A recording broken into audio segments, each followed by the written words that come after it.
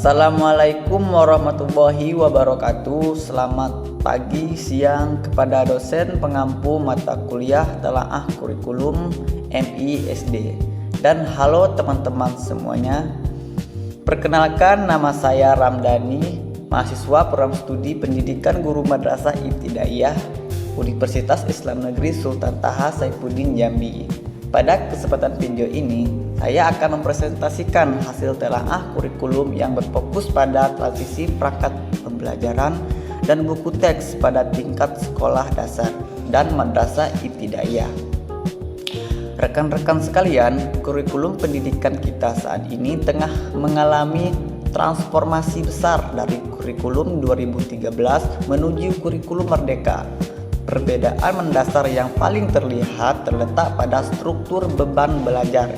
Jika pada K13 materi disajikan melalui pembelajaran tematik yang mengikat seluruh mata pelajaran, maka pada kurikulum merdeka pembelajaran dikembalikan pada struktur mata pelajaran yang lebih fleksibel, mendalam dan berbasis pada capaian pembelajaran atau PASE, bukan lagi target materi tahunan.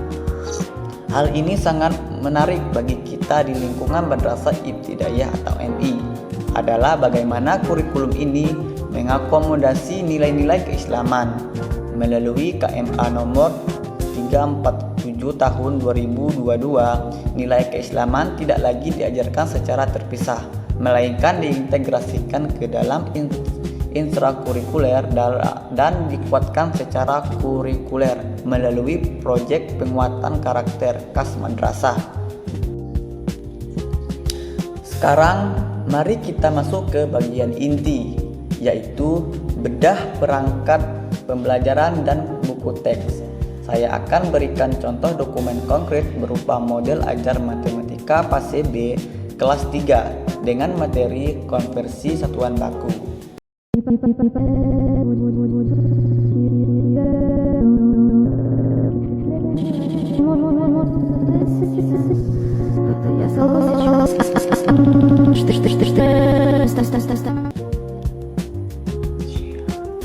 Pertama, mari kita telaah bagaimana capaian pembelajaran atau CP diturunkan menjadi alur tujuan pembelajaran atau ATP. Di dalam modul ajar ini, capaian pembelajaran pada elemen pengukuran menuntut siswa untuk dapat memahami konsep pengukuran dan satuan baku untuk panjang, berat, serta waktu. Dari potensi peserta tersebut, saya menurunkannya menjadi beberapa tujuan pembelajaran atau TP yang lebih spesifik yang tertera pada modul. Salah satunya, peserta didik dapat menghitung konversi satuan baku, panjang, dan berat melalui kegiatan praktikum. Rangkaian TP ini kemudian kami rancang dan susun secara logis di dalam modul menjadi sebuah alur pembelajaran atau ATP, dari konkret ke abstrak. Selanjutnya, di manakah letak pembelajaran berdiferensiasi di dalam modul ini? Pembelajaran berdiferensiasi diterapkan pada aspek proses dan produk. Siswa membutuhkan bimbingan lebih konkret, akan difasilitasi dengan alat peraga manipulatif langsung seperti materi fisik dan timbangan kue. Sementara kelompok siswa yang sudah mahir diarahkan langsung melakukan penalaran abstrak dan analisis matematik. Model ini dirancang menggunakan model Problem Basis Learning atau PBL. Komponen asesmen autentik diletakkan sepanjang proses pembelajaran.